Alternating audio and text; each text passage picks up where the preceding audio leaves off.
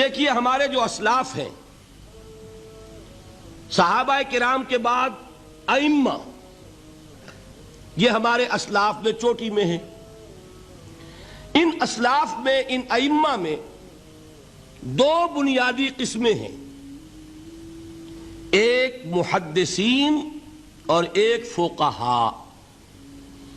محدثین، ان کا کام کیا تھا؟ قرآن تو اللہ نے خود جمع کر دیا تھا، میں پہلے دن بیان کر چکا ہوں حضور کے سیرہ مبارک میں۔ حضور نے صحابہ کو اسی ترتیب سے قرآن پڑھا دیا اور سینکڑوں صحابہ نے یاد کر لیا۔ پھر جو کمی اگر رہ گئی تھی کتابی شکل میں حضرت ابوبکر لے آئے، پھر اگر اس میں کوئی فرق پڑ رہا تھا پڑھنے کے انداز میں تو ایک کتابت کے اوپر جمع کر دیا حضرت عثمان نے۔ بات ختم ہو گئی خلافت راشدہ میں۔ قرآن کا معاملہ تو محفوظیت کی آخری درجے کو پہنچ گیا۔ اب اصل مرحلہ کیا تھا؟ حضور کے اقوال مبارک کو جمع کرنا، ان کو بھی تو سمیٹنا ہے نا۔ صحابہ ہیں، منتشر ہو گئے ہیں، کوئی صحابی کوفے چلے گئے، کوئی صحابی دمشق چلے گئے، کوئی کہیں چلے گئے، کوئی کہیں چلے گئے۔ میزبان رسول جو ہے وہ دفن ہے قسطنطنیہ کی فصیل کے باہر، حضرت ابو ایوب انصاری رضی اللہ تعالی عنہ۔ اب ان سب کے پاس، کسی کے پاس اتنی احادیث، کسی کے پاس اتنی احادیث، ان کو جمع کرنے کا کام، پھر چھان پھٹک کرنے کا کام، پھر مرتب کرنے کا کام یہ کس نے کیا؟ محدثین کرام نے۔ بہت بڑے محسن ہیں اس امت کے محدثین کرام، پوری زندگیاں کھپائیں۔ ایسا بھی ہوا ہے ایک صحابی مدینے سے چلتے ہیں، ایک محدث مدینے سے چلتے ہیں، انہیں معلوم ہوتا ہے کہ ایک صحابی دمشق میں ہے، ایک حدیث وہ بیان کرتے ہیں، ذرا باریک بات ہے سمجھ لیجئے گا۔ ان کو وہ حدیث معلوم تھی، لیکن وہ حدیث 3 راویوں کے راستے سے آ رہی تھی۔ ان کے پاس جو حدیث تھی وہ 2 راویوں کے حوالے سے تھی۔ اب وہ جاتے ہیں اور وہ بیت المقدس کا اور وہ دمشق کا سفر کرتے ہیں صرف اس حدیث کو سننے کے لیے، سواری سے اترتے بھی نہیں۔ میں نے سنا ہے آپ حضور کی یہ حدیث بیان کرتے ہیں، جی ہاں، ذرا مجھے سنا دیجئے۔ سنا دیا، ویسے ہی اپنے اونٹ کی جو ہے گردن موڑ لی کہ واپس، بھائی اترو، ٹھہرو، قیام کرو۔ نہیں، میں صرف ایک حدیث رسول تم سے سننے کے لیے آیا تھا، میں اپنے اس سفر میں کوئی اور مقصد جمع نہیں کرنا چاہتا۔ یہ کام کیا محدثین نے۔ بہرحال میں اس وقت جمع و تدوین حدیث کے موضوع پر میری گفتگو نہیں ہے، لیکن چونکہ ہمارے اس جدید دور کے فتنوں میں ایک فتنہ ہے انکار حدیث کا۔ لوگ سمجھتے ہیں جیسے کہ ڈرائنگ رومز میں بیٹھے ہوئے آرام سے کتابیں پڑھتے ہیں، شاید ایسے ہی محدثین کا کام تھا۔ انہوں نے جس طرح زندگیاں لگائی ہیں اور جس طریقے سے حدیث کو جمع کرنے کے لیے مشقتیں جھیلی ہیں، اس کا آج ہم تصور نہیں کر سکتے۔ اچھا، وہ تو محدثین کرام ہیں، ان میں بھی اب ایک کا نام نوٹ کر لیجئے، چوٹی پہ کون ہے؟ امام بخاری، امام مسلم، امام ترمذی، امام احمد ابن حنبل، امام ابن ماجہ، امام ابو داؤد، سب ہیں، لیکن چوٹی پر رئیس المحدثین کون ہے؟ امام بخاری۔ اچھا، اب تیسرا طبقہ ہے ہمارے ہاں، دوسرا، وہ ہے فقہاء۔ قرآن بھی جمع ہو گیا، حدیث بھی آ گئی، اب اس سے احکام نکالنے بھی تو ہے نا، استدلال کرنا ہے، حدیثوں کو جوڑنا ہے، قرآن کے ساتھ ان کا ربط تلاش کرنا ہے، اور پھر کوئی حکم تلاش کرنا ہے، اجتہاد کرنا ہے۔ یہ کام جنہوں نے کیا انہیں ہم کیا کہتے ہیں؟ فقہاء کرام۔ اور ان میں بہرحال جو لوگ یہاں جمع ہیں، مجھے یقین ہے کہ وہ اس بات کو تسلیم کرتے ہوں گے کہ ان میں چوٹی پر ہیں امام ابو حنیفہ رحمۃ اللہ علیہ، امام اعظم۔ ٹھیک ہے، کسی کی رائے ذرا مختلف بھی ہو سکتی ہے، کوئی شافعی مسلک کا ہے تو امام شافعی کو بہرحال وہ اونچا درجہ دے گا، مالکی مسلک کا ہے تو امام مالک سے اسے زیادہ نسبت ہے۔ لیکن واقعہ یہ ہے، پوری دنیا نے تسلیم کیا ہے کہ قانون کا جتنا سینس امام ابو حنیفہ کو ہے، قانون ایک علیحدہ شے ہے، اخلاقیات علیحدہ چیز ہیں، ایک شے کا اخلاقی تقاضا کچھ اور ہے، قانونی تقاضا کچھ اور ہے۔ آپ کو کسی نے تھپڑ مارا، اخلاقی تقاضا کیا ہے؟ معاف کر دو بھائی، اور قانونی تقاضا کیا ہے؟ جوابی تھپڑ رسید کرو، اس لیے کہ اگر یہ نہیں کرو گے تو اس کی ہمت افزائی ہوگی، یہ کسی اور کو بھی تھپڑ مارے گا۔ قانون کا تقاضا یہ ہے، السن بالسن، دانت کا بدلہ دانت، والاذن بالاذن، کان کا بدلہ کان، قانون یہ ہے۔ اور اخلاق کا تقاضا کیا ہے؟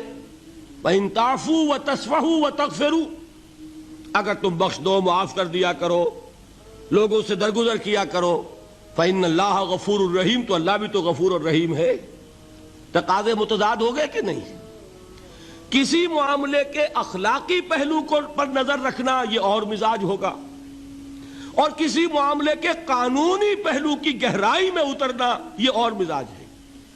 میں اپنا احساس عرض کر رہا ہوں، اور دنیا میں جو بات مانی گئی ہے کہ جس کا نام لیگل سینس ہے، قانون کا ایک فہم، اس میں دنیا کا کوئی شخص مقابلہ نہیں کر سکتا امام ابو حنیفہ کا۔ آپ صحابہ کو ان سے مستثنیٰ کر دیجئے، ظاہر بات ہے انبیاء اور رسولوں کا معاملہ نہیں ہے، تو باقی انسانی نوع انسانی کے اندر امام ابو حنیفہ کا پلے کا کوئی شخص، ان کے برابر کا کوئی شخص قانون کا فہم رکھنے والا آج تک پیدا نہیں۔ تو سید الفقہاء کون ہوئے؟ امام ابو حنیفہ۔ اور رئیس المحدثین کون ہے؟ امام بخاری۔ یہ ساری جو میں نے اس وقت آپ کو تمہید بیان کی، وہ اس مسئلے کے لیے پریشان کن مسئلہ یہ ہے کہ امام ابو حنیفہ کی طرف یہ بات منسوب ہے کہ وہ یہ فرماتے ہیں الایمان قول، ایمان نام ہے صرف قول کا، عمل اس میں زیر بحث نہیں آتا۔ ولا یزید ولا ینقص، وہ ایمان نہ گھٹتا ہے نہ بڑھتا ہے۔ ایک سٹیٹمنٹ سمجھ میں آ گیا نا؟ اب دوسرا سٹیٹمنٹ سنیے، وہ ہے امام بخاری کا، رئیس المحدثین کا، الایمان قول وعمل، ایمان نام ہے قول اور عمل کے مجموعے کا، قول اور عمل دونوں چیزیں ایمان میں شامل۔ وَيَزِيدُ وَيَنْقُصُ، وہ گھٹتا بھی ہے بڑھتا بھی ہے۔ ایک مسلمان کو پریشان ہو جانا چاہیے کہ نہیں؟ ایمان جیسی بنیادی بات، سارا قصر تو یہیں سے تعمیر ہونا ہے، جڑ بنیاد ایمان ہے۔ ایمان کے بارے میں کوئی 14ویں صدی کے 15ویں صدی ہجری کے کوئی علماء ہوں، بڑے سے بڑے ہوں، ان کا اختلاف ہو جائے تو تشویش نہیں ہوگی۔ یہ کن کے درمیان اختلاف ہو رہا ہے؟ رئیس المحدثین امام بخاری اور سید الفقہاء امام ابو حنیفہ۔ اور کتنا بنیادی اختلاف، بظاہر متضاد باتیں، بظاہر کہہ رہا ہوں میں نے کہا تھا مجھے پہلے آپ کو پریشان کرنا ہے، پھر تاکہ آپ کی سمجھ میں بات آئے یہ پریشانی رفع کیسے ہوتی ہے، اسی سے علم میں اضافہ ہوتا ہے۔ بات جو ہے وہ گہرائی کے ساتھ سمجھ میں آتی ہے کہ مسئلہ پہلے سامنے ہو۔ مسئلے کی اہمیت سامنے نہیں ہوگی تو آپ توجہ اتنی نہیں کریں گے۔ تو دیکھیے تضاد کتنا ہے، بعد المشرقین جسے کہتے ہیں ہم اپنے محاورے میں، کہ ایک مشرق کی بات ہے تو دوسری مغرب کی ہے۔ الایمان قول، نہیں، الایمان قول وعمل، تضاد ہے نا۔ لا یزید ولا ینقص، نہیں، یزید وینقص۔ تو یہ تو معلوم ہوتا ہے کہ بہت زبردست اختلاف ہے جو حل نہیں ہو سکے گا۔ اللہ تعالیٰ کا شکر ادا کرتا ہوں، اس نے اس کا حل سمجھایا۔ اور کیسا سمجھایا؟ میں پورے انشراح صدر کے ساتھ کہہ رہا ہوں، اس میں کوئی تصنع نہیں، کوئی تکلف نہیں۔ میرے نزدیک دونوں باتیں 100% درست ہیں۔ یہ نہیں کہ 50% یہ درست 50% وہ درست، نہیں، یہ بھی 100% درست، یہ بھی 100% درست۔ فرق کیا ہے؟ محل مختلف ہے۔ امام ابو حنیفہ قانونی ایمان کی بات کر رہے ہیں اور امام بخاری حقیقی ایمان کی بات کر رہے ہیں۔ قانونی ایمان کے اعتبار سے 100% درست ہے یہ بات کہ وہ صرف قول ہے، عمل نہیں، زیر بحث آئے گا۔ ایک شخص نماز نہیں پڑھتا کافر نہیں ہے، نماز کا منکر ہو جائے کافر، زکوٰۃ نہیں دیتا فاسق ہے فاجر ہے، کافر نہیں ہے، زکوٰۃ کہہ دے کہ ہے ہی نہیں دین میں، کافر۔ فرشتہ کس نے دیکھا کیا پتا کیسا ہوتا ہے؟ حضور نے بھی اصل فرشتہ اپنی اصل ملکی شکل میں صرف 2 دفعہ دیکھا ہے، ورنہ تو انسانی شکل میں آتا تھا یا نظر ہی نہیں آتا تھا۔ 2 باتیں تھیں، وہی ہو جاتی تھی، نظر کوئی نہیں آتا تھا، یا انسانی شکل میں نظر آیا۔ اصل ملکی شکل میں حضرت جبرائیل کو 2 مرتبہ دیکھا۔ وَلَقَدْ رَآهُ بِالْأُفُقِ الْمُبِينِ وَلَقَدْ رَآهُ نَزْلَةً أُخْرَى عِنْدَ سِدْرَةِ الْمُنْتَهَى، ایک مرتبہ افق مبین پر دیکھا، ایک مرتبہ سدرۃ المنتہا کے پاس جبرائیل اپنی اصل شکل میں ظاہر ہوئے۔